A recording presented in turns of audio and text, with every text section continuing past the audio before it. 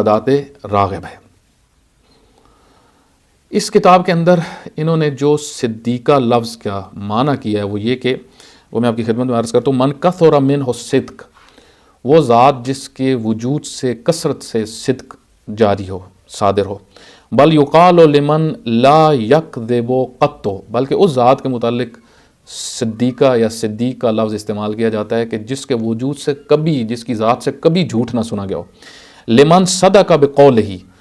وہ جو زبان میں سچائی رکھتی ہو یا رکھتا ہو، وہ اعتقاد ہی، اور اس کا عقیدہ بھی اس کے ساتھ سازگار ہو، یعنی جیسا عقیدہ ویسے ہی زبان پہ بات ہوگی، ٹھیک ہے۔ وحقق صدقہ بفعلہ، یہ بہت گہری تعبیر ہے،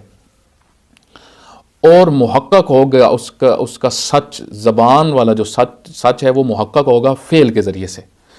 یعنی در حقیقت وہ اپنی سچائی کو اپنے عمل سے ثابت کرے گی، یہ اس کے اندر خصوصیت ہوگی۔